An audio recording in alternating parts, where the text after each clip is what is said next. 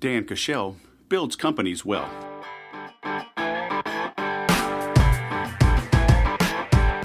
Hello, my friend, and welcome to the Sales Podcast. I'm Wes Schaefer, the Sales Whisperer, your host. Today, we have Mr. Dan Kuschell. He was a referral from Tom Poland. I had Tom on not too long ago. Very smart, savvy entrepreneur out in Australia. We've done some webinars together, cross-promoted, and he recommended Dan, and I'm glad he did. He has built and sold multiple companies, nearly a dozen. We get into some of his secrets. We talk about moving beyond the transaction, how to build relationship capital. We talk about what is the right size of your list, and does size matter? You might be surprised by what we discussed there. But he has literally helped people triple their businesses, and not little people. Big businesses, which means he can help a small business as well.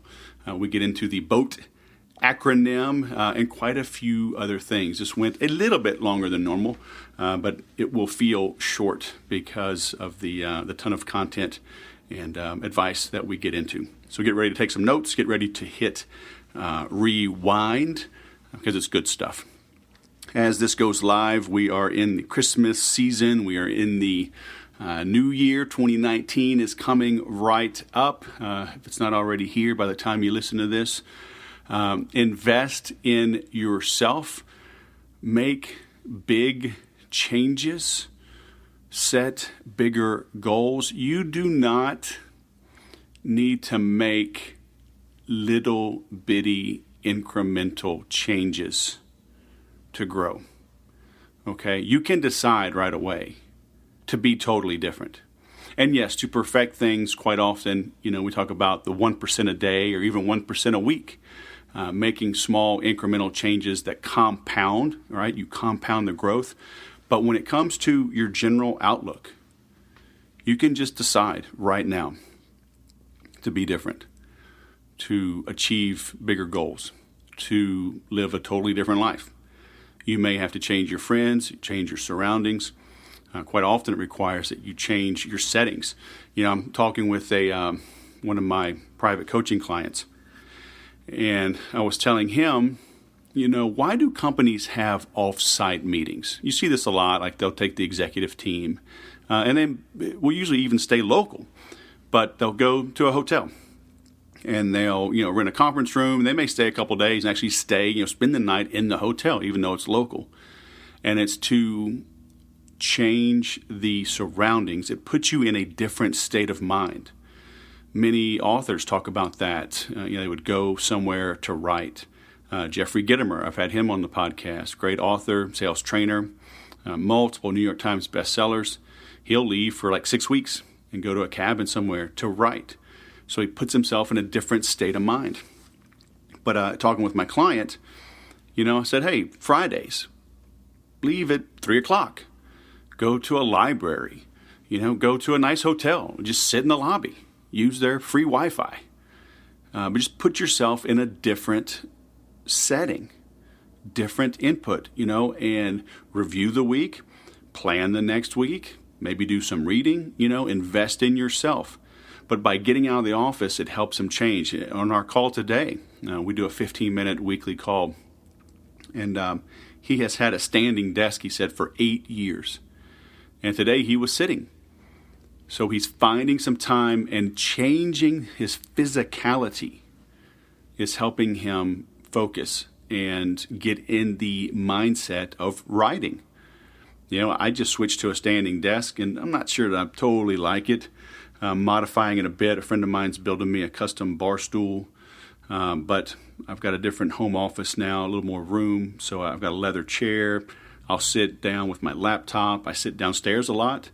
Even in the chaos of a family of 9, I can still block it out and write, kind of like being at a Starbucks that's noisy.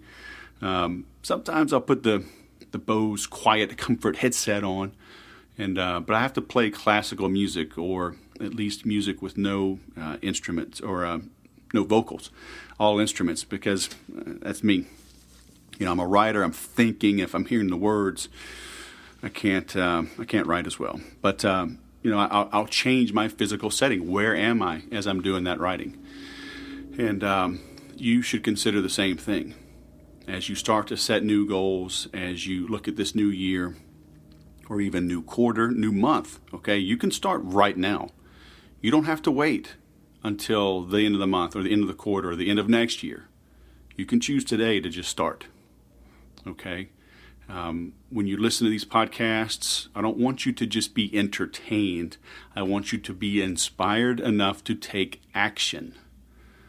So think through this and think, how can you apply what you're learning?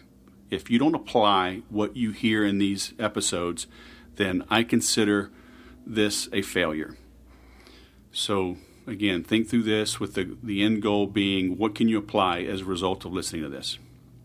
If you need some help with that, check out the Make Every Sale program, makeeverysale.com. It's the only one I know where you get access to the founder as much as I do. So every week we're on a live call, private group. You can ask a question anytime, and I typically answer it myself within an hour or two. It's what I do. I like training. I like supporting entrepreneurs, salespeople, business owners in their journey of growth and success. Dan does as well. So you're in for a treat. But yeah, check that out. MakeEverySale.com. Invest in yourself. Let's have a new you in this new year. Now, let's bring on our guest.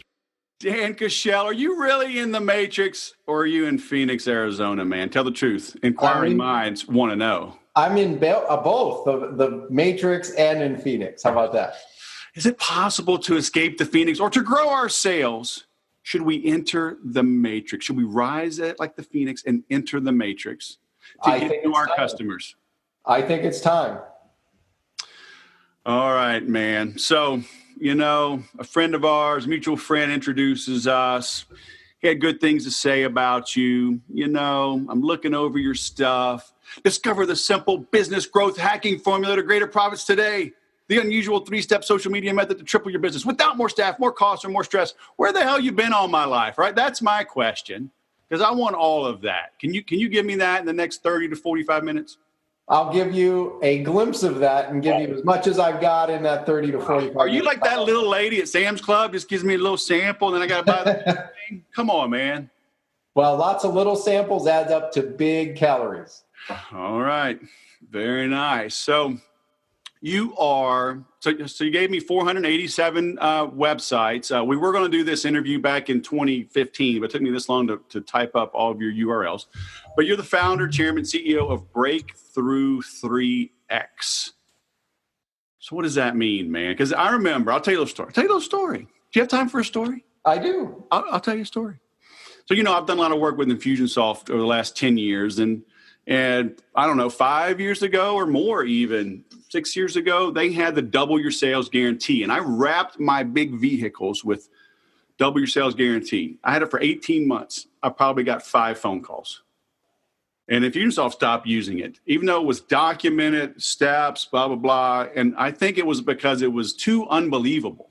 Yep. People saw it like, it's too good to be true. I got 5 calls in 18 months. So is this really possible? Can they double and triple their sales? I mean, is it that easy, or there's some things they overlook, and like the double or triple is easy, but 10x is harder? Well, the reality is it's because of the track record I've had working with clients that we look, if we can't, triple a business, it's really a loss to us. Like, we feel like it's a failure. And so, the reality is, Wes, how a lot of people struggle to get a steady flow of new clients? Sure. Right? Even the best in the world sometimes struggle with this. And so what we do is we find assets in businesses and help people leverage those assets to create that steady flow of new clients on a daily basis, and without them being required to be a part of it. So in other words, imagine being in a place where you can spend your time in your superpower doing what you love to do, and you have a steady flow of leads and clients coming in without it being predicated on your hustle or your charm, or you having to go run around to networking events or do public speaking and that sort of thing. And let's say you love all of those things because maybe that's the DNA of you as the entrepreneur as you're listening or watching, right?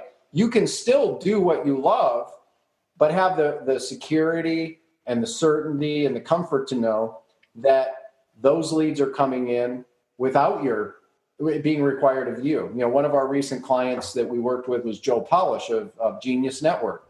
And he's one of the smartest and best marketers in the world. And, you know, his business was successful. He brought us in at the time. We looked at the assets that he had in place and weren't being leveraged, and we leveraged them and helped him triple his business as far as revenues, top line, but then his bottom line actually grew exponentially as a result. And it's now allowed Joe to still continue to do, I mean, he can't help himself. He loves networking. He calls it genius networking.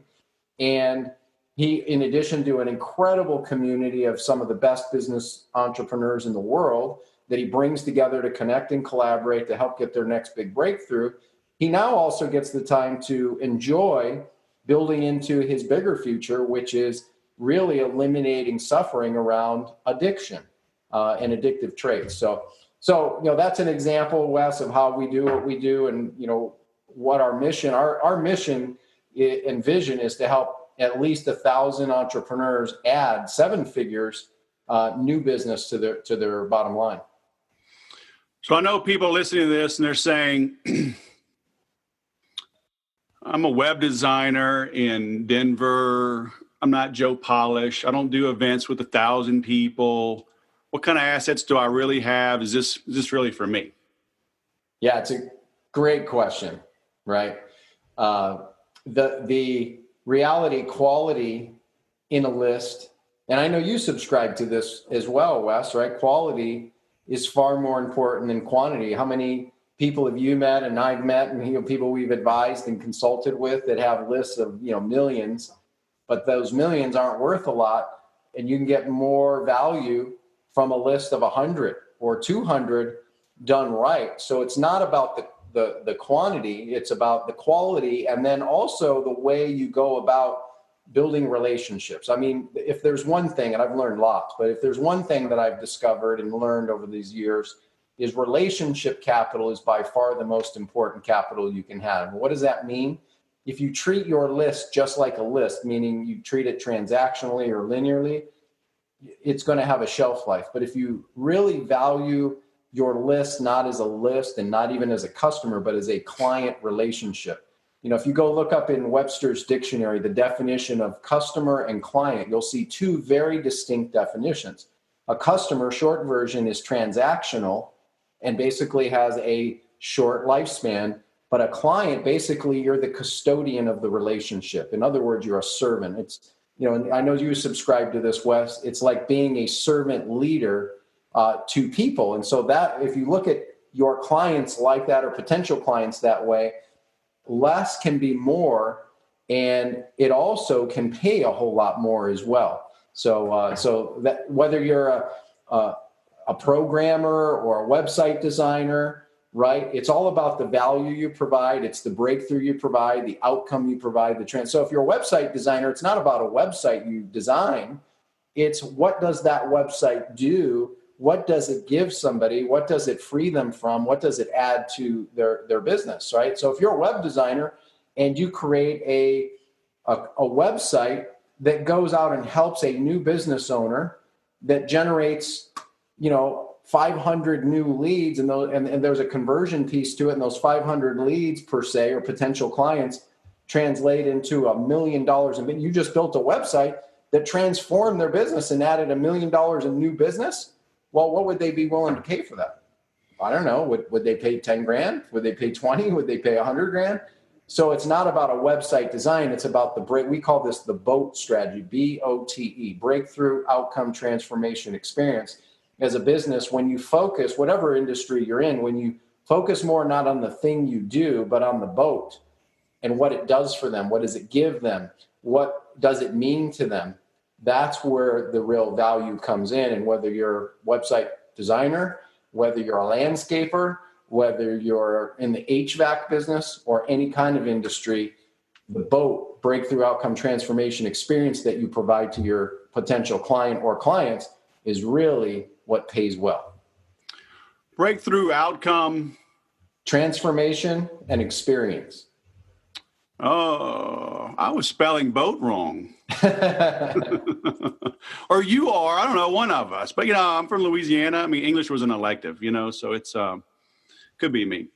That's right. Well, it's not a motor boat. It's more like a boatie. So, all right. So this web designer, they are in the mid-range. They do $10,000 websites. They don't do the cheapy $500. They don't do the $100,000 websites. Do they have it in them to make $1 million website? Do they charge more? How, if they've been viewing things more transactionally, how do they make that transition? They've got a list of 1,000 people. Some of them have bought some things. They don't really make an offer to them. They just kind of sporadically send out an email. How do they make that shift in their mind? Because to go from 10, let's say they do one a month. They have a $120,000 business, maybe they do two a month. They're doing $240,000. They got maybe an overseas VA. They got a contractor, maybe one employee. So, grossing 240. They're keeping 70 or 80. How do they make that shift to $1 million business? So I've got a great example of some very good friends who were in that exact scenario. And first part of it is, let me just say, Wes, that as you know, right, there's plenty of ways to get to the destination, and there are plenty of ways to be right. So it's not a one size fits all. Any expert out there that will go, it's a one size fits all, or this works or serves everybody, I think run away from them as fast as you can. So Wes and I think share very similar values about a lot of the. Well, no, it's my way or the highway, but go ahead. Just humor me. That's right. So a couple good friends of mine, their name are Jeremy and Donnaberry. I got a chance to meet them when they were getting their business started. I met them at a local event. They were website designers, and they ran a company called Yazimo. And what they did is they served clients. They did it in a great way. They were not just a web designer, but a strategist. So they charged a premium somewhere in the range of $10,000 to $20,000 per project. But what happened is they built a nice business, and they got a nice round of referrals. And Joe Polish referred them, and Peter Diamandis, and Ariana Huffington, I believe, and wow. Many others. And they were charging that little? Yes. And they were new, so they were wanting to build up their, basically their story. Kind of the imposter syndrome is real with everyone, isn't it? It is. And they went, for the big opportunities, right? But they provided incredible value. And then they got to a point in their business where they hit a ceiling in their mind. And they were like, well, what would have to happen for us to be a 7-figure, 8-figure business? What would we have to do? And so they decided to make a shift as one of the paths. And instead of looking at themselves where they're trading time for money, they transformed their website building business to a software company. So they went from being a website designer to a SaaS, a software as a service. And the way they went about, and you know this well, Wes, because this is in many ways a business model you're involved in, right? And they transformed the thinking from, okay, we'll build a single site and customize it. What they did is they created a new business, or I should say it's part of their Yazimo company. It's called LeadQuizzes.com. It's one of the fastest growing software companies for a process. It's a single focused model, which is LeadQuizzes. So you generate leads by using a quiz or an assessment or a survey. And their business transformed in a matter of a couple years. Like they went from 6-figure, kind of what you just described, Wes, to becoming a 7-figure. But you can go check out their model at leadquizzes.com and what they're doing and how they serve. But now they have tens of thousands of people that pay a monthly fee to use their software as a service, provide incredible value, but it's more of a templatized model that tens of thousands of people can use instead of creating custom design one by one, right? So let's go back to that thinking you talked about. So one thing to think about, one of my early coaches said, you've got to move away from the idea of one-to-one at some point. It may not be in the very beginning, because in the beginning, you want to build up your success stories. You want to build up a following. You want to build up great examples that you can share to show people a good before and after picture. they did that one-to-one. But at some point, you've got to move, okay, how do I move? The question is, how do I move from one to many, right? And it's a whole different look and that is the mind shift. Because if you stay stuck in one-to-one, you can make a great living. You can make a high income. There's people who do make high seven figures, even one-to-one. But if you want more freedom, potentially, the one-to-many model can serve you really well. And so if in that example, Wes, that would be the advice I would give that website designer of how they can make that shift. Because here's the other part. It takes just as much energy to sell somebody once as it does to create a sale once and have them reorder over and over and over again. I heard this from John Paul DeJoria at one of our Genius Network events that I had attended when I was working with Joe as a client. And John Paul DeJoria said, you're not in the sales business. You're not in the order business. You're in the reorder business. And that's a huge distinction to really take away in the business that we're all in, is how do we put ourselves in the reorder business? How do we go out and create what Robin Robbins of technologymarketingtoolkit.com calls cell phone stick rate, right? The what? Reorder business. Cell phone stick rate, right? Cell phone stick rate. Cell phone stick rate. In other words, you become a utility that people have to keep you. I look, in the little bit I know about your business and what you do for CRM and software, et cetera. Once someone really knows how to use a CRM, it creates a certain cell phone stick rate where it'd be very hard for them to disconnect and move over to another platform easily, right? That juice would not necessarily be worth the pain to do that, to disconnect. So it's, she calls it cell phone stick rate, and it just stuck with me as a metaphor to think about. Yeah. So, all right. These folks are making websites. That's a bit of a leap to doing software as a service, because I assume this is their own platform. They built it, right, to generate the LeadQuizzes. Yes.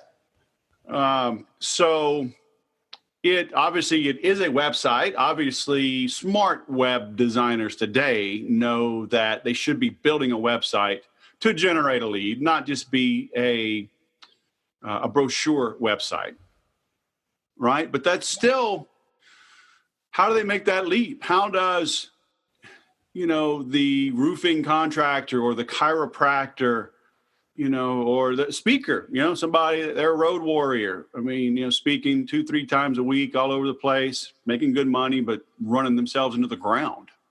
How does somebody discover that next thing, because ideally it relates, right? They didn't go from web design to, raising farm bred salmon, or creating a vegan restaurant. So they stayed kind of, maybe not in their lane, but on the same sort of journey.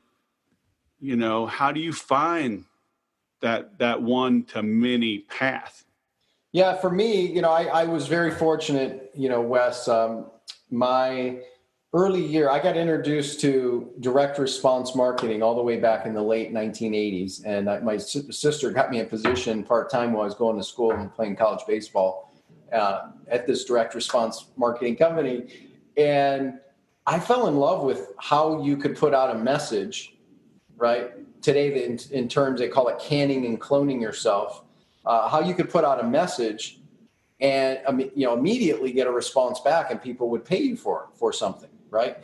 And so in almost every industry, the other way to go about the one-to-many approach, if it's not like a software or something that scalable, is, okay, how do we create a methodology and a message that we can get out and can and clone it to replicate our sales? And one of the best ways to do that is through marketing, right?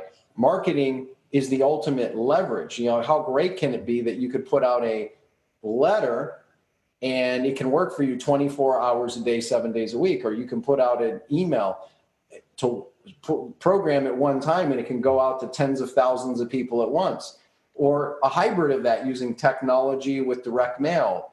And so as you're looking at your business, the beauty of it is you can put out a message one time or create it once and have 40,000 salespeople.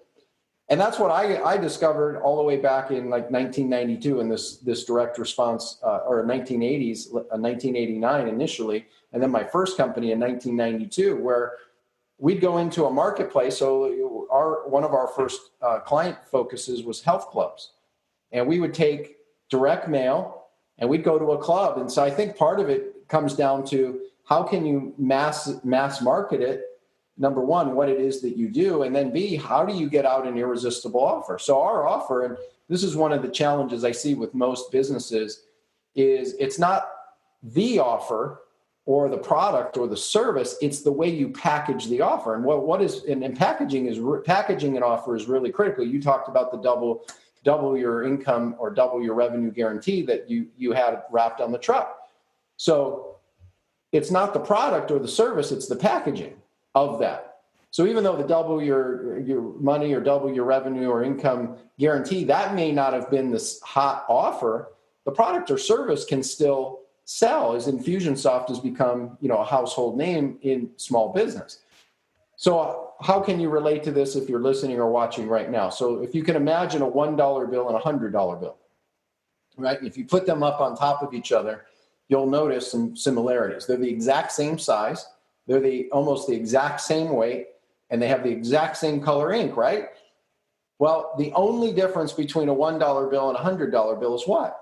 It's the message on the paper. And when you improve the message, when you improve the offer, you can get 100 times the value comparatively. So what would you have to do as you're listening or watching right now to improve and create a new compelling offer that is irresistible? So what is an irresistible offer? Now, there's a lot of dynamics. We go deeper into this into some of our programs. But when I got started all the way back in 1992 in our first company, if Wes was a health club owner, we would go to a club owner like Wes in this example and go, hey, Wes, if we could guarantee you a way that we would be able to bring you a couple hundred new clients in the next 90 days or less, and it won't cost you anything up front. And our company will actually take the risk. We're going to run direct mail for you. We're going to run radio ads for you, and we're going to run TV ads for you. And then when we profit, then we'll split the profits on the back end. Would you want to know more? Right? And what that was a way to get in the door, right, for the conversation. And out of about 10 people we made that offer to, we'd have about 7 or 8 that would say, yes, I'd want to know more. And out of the 7 to 8, then we put them in our criteria where it was really a qualification, or I like to use the term, it's a disqualification model, where you disqualify people that are not a right fit for what it is that you do. They're looking for something else, or there's a disconnect, right? Or their expectations would be way off base. So out of the 7 or 8 that would say yes, we would narrow it down to about 3 out of 4. And out of 3 out of 4, we'd ultimately have a right fit with 1 or 2. Right? So what could you do as you're listening or watching, right? Whether you're the website developer, the landscaper, an HVAC, you're a thought leader, you're an author, you're a speaker, you're out doing road shows. What could you do to create a irresistible offer that eliminates the risk, eliminates the friction, right? But in a conversational, simple way that people can grab onto. So I love the idea of testing like the double your revenue guarantee kind of thing. But if it doesn't connect, how could you simplify that to make it more believable, right? And we see this all the time. So the number one thing I would suggest someone to do is work on packaging, create your $100 value, then go out with an irresistible offer to eliminate friction and risk in a conversational tone as a starting point. Very interesting.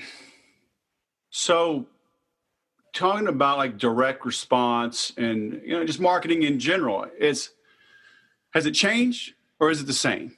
Oh, yeah. So the reality, my feeling, Wes, is that traditional marketing is dead. And if you're following traditional marketing tactics, you're dead and you'll be out of business. And new marketing strategy works, right? And so you might say, well, what is it today? So today, what is marketing? Marketing is really, in its simplest term, and I forget who I first heard this from, but it's pretty common knowledge. Marketing is storytelling, I think I first heard Joe Polish say that. Marketing is storytelling, right? And the late Gary Halbert used to say that marketing is what you do once you get someone on the phone or face-to-face with you and they're predisposed, pre-qualified, pre-interested, and ready to do business with you, right? Which is a different than selling. What is selling? It's what you do when you get someone face-to-face or on the phone with you and they're pre-qualified, pre-motivated, pre-interested, and ready to do with you. So the marketing is what you do before. Now, here's another way to think about marketing today. Marketing today is kind of like my son, Wes, he's 11, he plays football. And so like if a kickoff on the football field comes to him and he catches it at the goal line and he runs it out 5 years and then he gets hammered, right? Well, now in a typical football field, you'd have 95 yards to go, right? And that's like marketing. It's field position, right? So we got 95 yards to go. Now, what does that also mean? If your marketing sucks, to put it bluntly, and you only go 5 yards, that means you need a selling model in your business. You need to know how to sell. You need to, in many cases, hard sell, hard close, all those sorts of things. So you got to do more work to make a sale. On the other hand, let's say you are watching or listening, and you're probably a little better and older than my son. So you catch the ball at the goal line, you go up a couple yards, you make a cut, you go down the sideline, you take it 85 yards, right? Well, now you've only got 15 yards to go to the end zone. So your field position, you're already gone 85 yards. What does that mean? Your marketing took you more down the field. How does that relate? Your potential clients, they're pre-qualified, they're pre-educated, they're pre-interested, they're pre-motivated. They're in many cases pre-sold, ready to do business with you. You've gone 85 yards. What does that also mean? Less of a sale. Good marketing, great marketing will offset the necessity for having sales. So today, how do you generate that? Really, again, it's as simple as storytelling. There's so many new methodologies. One of the methodologies we've stumbled onto in the last few months is this idea, we call it the mini series method. So think of your marketing today as a mini series methodology. How great would it be if you knew without a doubt that you could get in front of your perfect clients, the demographic, how much they earn, what industry they're in, what psychographics they have, meaning what keeps them up at night, the behaviors they have, how they respond to things, what do they read. You could get in front of your perfect client for pennies on the dollar, right? See, you can do that today. Technology like Facebook and Google allows you to do that for pennies on the dollar. That literally, a simple way you could do this, you could create a 1-minute educational video, high value with impact. It doesn't even have to be you on camera. You run this video to your perfect clients, and you can set up these things inside of these platforms, the demographics, psychographics, etc. Run the video, right? And literally generate, and we have many clients, we've generated tens of thousands of video views to those perfect clients first. In other words, creating the field position first, then we follow it up with an offer. What do we see? First of all, you can bring them into a group of interest for pennies up front. Then you're maximizing the dollar because you can target the people who say watch 50% of that video or 75% of that video, or even 3 seconds of the video if you wanted to go that low, or 100% of the video if you wanted to really tune it in, right? It allows you to be smarter and provide more value in your marketing for that pre-qualified, pre-motivated. And you can do this with things like articles. You can do this things with blogs. You can do this with videos. There's a lot of different ways that this plays out. But that's a way that marketing has changed, that never before in history has it been so easy for the little guy like you and I, potentially, and some of you are big, and I get it. You're running billion-dollar companies probably as you're listening to Wes' show. But the bottom line is the little guy can now compete at a level never. Now, why do I get so fired up about this, Wes? Because I got started in an era where when we were running TV ads, we would spend tens of thousands. We would run a 30-second or 60-second spot like in New York that we were running would cost us $10,000 for a 30 to 60-second ad, right? Chances are, if you're listening or watching, you've heard of Super Bowl ads costing like whatever, multi-millions of dollars, right? Now, but imagine today for the little guy being able to go out, whether it's their local business, like Wes had mentioned, or you're even nationwide, being able to get that tuned in, create basically like your own version of a back home real, authentic, genuine, high impact video, a minute. Doesn't even need to be you on the camera. It can just be words on text that has an impact, and build up tens of thousands of those views, right? Which is a smarter, well, today, it's just one of the most exciting times. Now, what we do is you then convert them to a potential client. You build a relationship, you nurture that relationship, and ultimately convert more sales, leads, and profits. It's still, I see people always struggle. It's easy. It's easier to get the word out, the message out, but because it's easier, it's so much noisier. Sure. Right. So, okay, I don't need a $10,000 ad, but I'm spending $50 a day, $100 a day. So $3,000 a month on a video, on PPC, trying to retarget. My webinar isn't converting. They're opting out of my emails. I've spent 90 days on this. I hired 3 different so-called experts. One was $1,000, one was $2,000, one was $3,000. So I'm still into this $10,000. It just took me 90 days to lose that money. Right. Instead of one commercial, and still don't have an ROI. Right. So is it me? Is it my message? Am I hiring the wrong contractors?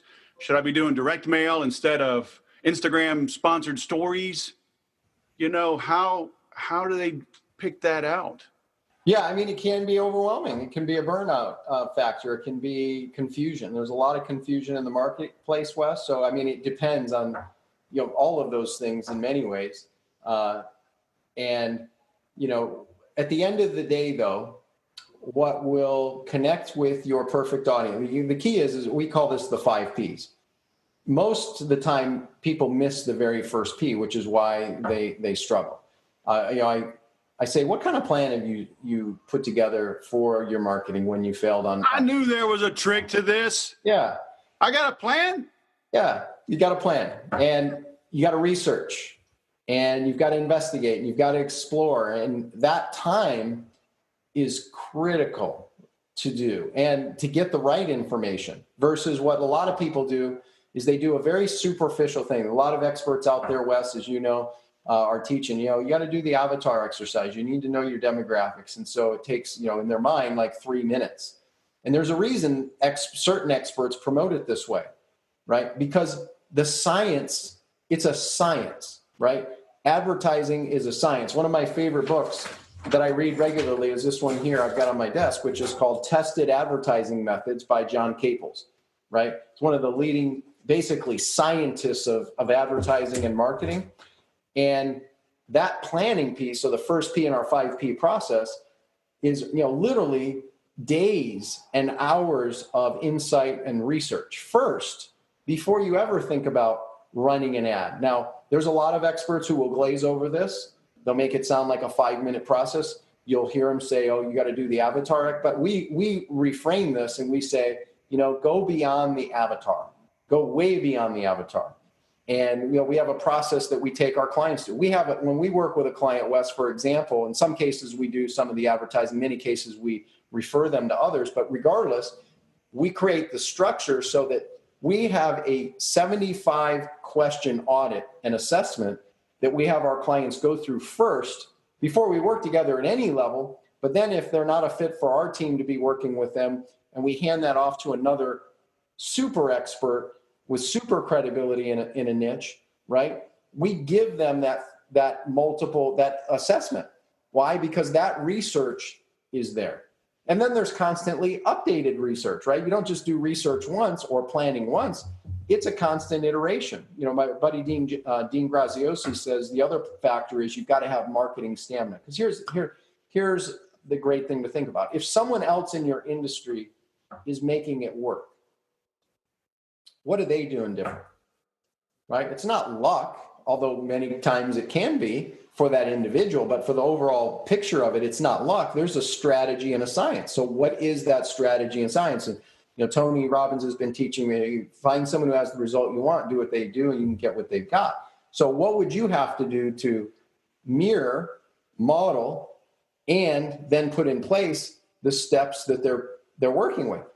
Unfortunately, Wes, and you and I've had some conversations around this. Most of the time, what people see, it's like the iceberg example, where people see the peak of the iceberg or the top of the mountain, and it's exciting, and the adventure and the freedom and the fun, and oh my gosh, millions of dollars, or these overnight successes. But what they don't see is the years of the other experiences and the hundreds of hours, or Malcolm Gladwell calls it 10,000 hours. Now, I don't know if it's completely true or not. I don't know that anybody does.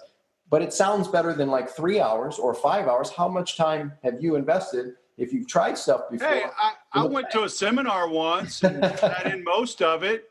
I mean, I was a little hungover, but I mean, I'm a pretty quick study. That's like an expert, right? That's right. Yeah, you just need a briefcase and just be 3 miles away from where you came from. I'm ready. All right, so I have money to invest in expert coaching, but then that's going to eat up the money that I would use for expert marketing.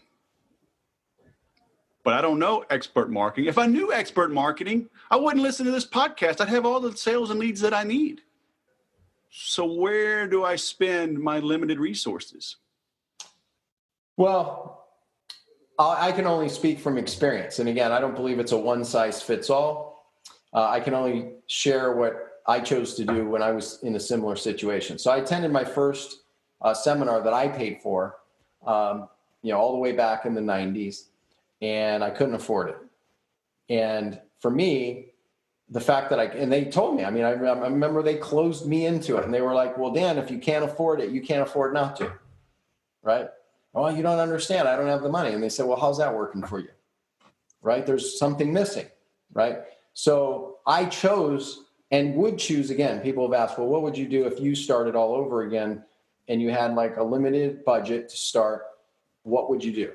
I would go buy time with a who was an expert, call it a coach or coaching program or something like that.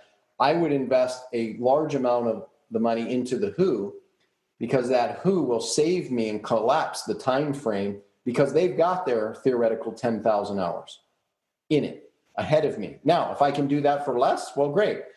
But I have found for me, Wes, that anytime I've invested in my bigger future, I've invested, and now this is, when you're a hammer, everything is a nail. So I say this with my limited viewpoint of it as well. I've invested over $1 million, probably close to $1.1 million in coaching programs, consulting, advisors, and more in my business career. We've done all right in the overall revenue growth, profitability, buying and selling. I have my fair share of failures along the way. 3 companies I had to bury in the backyard. A few 7-figure and 8-figure companies also, and then selling some. But the reality is that I have always found that if you look at yourself as a minimum investment, you get a minimum return. And when you value the investment into yourself, then it's not even the expert. It's the expert that helps create the environment for you to get your bigger future. But that's relative to everybody. Like, you can get that guidance and wisdom from a person down the street who's your best friend, right? You can get that advice and wisdom if you're lucky in a situation like that. I mean, you can listen to a podcast like this for free and listen to what Wes says, listen to the experts that he brings, and you can be applying little pieces of the different things that he shows and shares with you, or those experts share with you, and go get amazing results, right? And sometimes money can buy speed. But I think it comes down to the who. Like, the other problem I see in this space, Wes, is that people buy a who not based on their real need, but they buy a who based on the hype.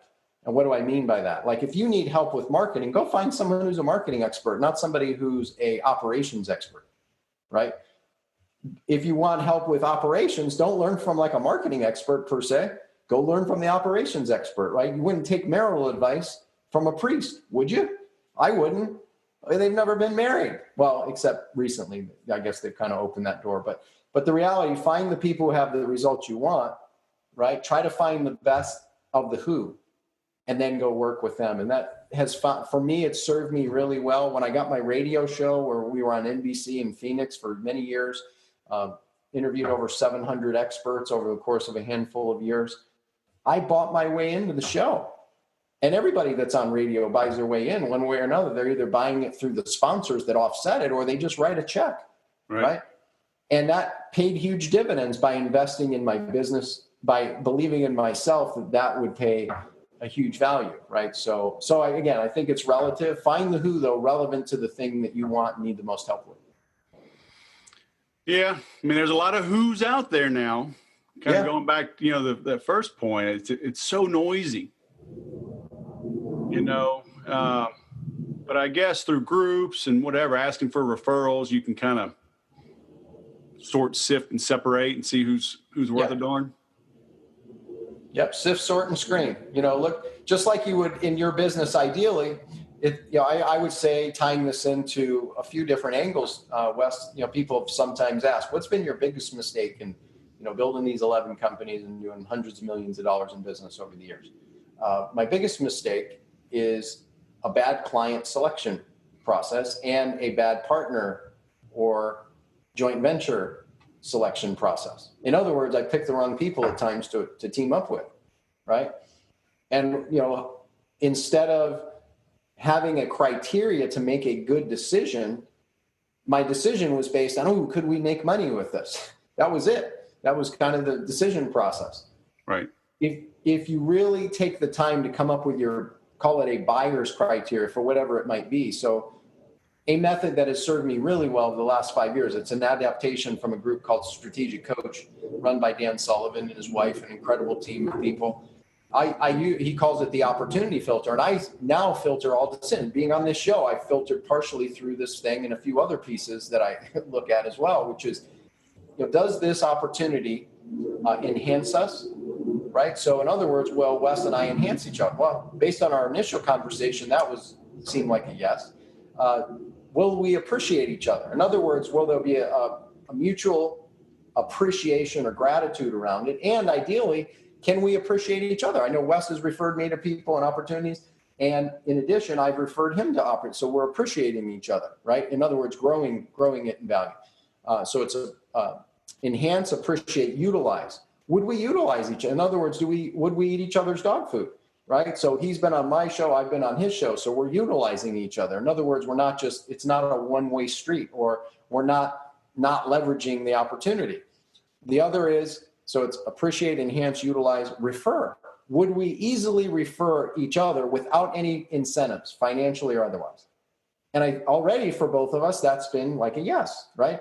And then the last criteria is the financial reward. Now, as you're listening right now, you may decide that your first criteria of why you would work with someone or not might be the financial reward. And then you have your series of how you label it. For me, financial reward is not at the top anymore. It used to be. When I got myself in trouble, it was the number one. In fact, in my early years, it was the only thing I made decisions on. And it got me in trouble of regretting those painful decisions. So as you look to work with an expert, or work with an employee, or hire an employee, or client selection, I would encourage you to come up with some kind of a filter. If this version serves you, you can borrow it until you can come up with a more, something else that you find that serves you well. So that's a way, is really creating that filter for qualification, or what in many cases I'll call disqualification. The game you're playing, Wes, I mean, you're playing big game with big companies. You work with Salesforce and Infusion and all these different amazing people all over the world. You were just telling me the other day when we talked, you were overseas, and it was you described it as a fascinating experience, right? So at the game you're playing, and ideally the sooner you start to play this game yourself, whatever level of your business you're at, your not to-do list becomes far more important than your to-do list. Yeah. The not to-do list is far more important than that to-do list, right? Because what you say yes to means you're saying no to something else potentially better. And if you don't have room in the closet to put that yes gold opportunity, it means you're chasing around gold coin and silver coin opportunities, and you can't afford it. Right? So. Amen. All right. I like it. So we've got a few websites. I don't want to overwhelm folks. I've been taking notes as we're going. I'm linking to all of them. But where should we send folks first? Yeah, the easiest one, we have a rotating 100% free on-demand training that we put up that is, at that time, is our most current up-to-date strategies on getting more new clients. And so if you want to get access to that, you can go to championbusinessblueprint.com. That's championbusinessblueprint.com. All right. We will link to that. I've linked to the books as well. Tested advertising methods. Caples, as always, needs to be on your shelf. Needs to be in your hands. Your face needs to be in the book, not just on the shelf. That's right. So got the B.O.T.E method, $100 bill versus the one. The 5 Ps, does that come out in your webinar? Because you only covered one. Oh, yeah. So the first one is the plan, which is where most people fail. The old adage, most people don't plan to fail. They just fail to plan. Yep. Second P is your positioning, right? If you're positioned better in the marketplace, right, you're seen as an authority, right? Here's another old adage. We probably don't have time to go into it, but if you've bought into the idea that people must like you and trust you before they're buying, you're dead too. That's an old strategy, an outdated strategy that we have proven doesn't work. There's a new way to do it, and it's related to your positioning. The next P in the process is called packaging, right? How do you package yourself out in the marketplace, right? So you stand out from the crowd, right? So that you get above the noise, right? That it becomes where it's a buyer's culture you're creating. If you relate to the example we gave earlier on the football field, where it's less about selling and more about the packaging that you've had. And then the fourth P is promoting, right? Which is, it's marketing, it's advertising, it's really driving the potential revenue generating opportunities. And then the fifth P is twofold. We call it profits and progress. And rather than looking at this as a straight line across, plan, position, package, promote, and profitability and progress, look at it like a circle. And what will happen is you ideally are in a state of growth. Growth is really critical. As you're in a state of growth, what will happen is your plan, your position, your package, your promotion, your profit will lead to progress, where you'll come up with a new plan, like every year, every 6 months. Could be faster depending on the business model. Like when our friends Jeremy and Dornaberry, the story I shared earlier, when they went from thinking linearly to one-off websites customized for everybody and went to a SaaS model, their plan changed. So did their positioning, so did their packaging, and yours will too. So that's a quick snapshot of it, Wes, as well. We do go deeper into our webinar and some of our other resources. Yep. Very nice. I could talk forever, but I've got a client call coming up, so I got to end it. And you probably, I don't know, Oprah or the president, I don't know, somebody's probably waiting to meet with you. So I'll let you go as well, man.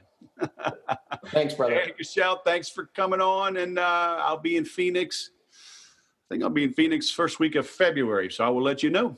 I look forward to catching up with you. All right. Thanks for coming on the show. Have a great day. You too. Thanks, Wes.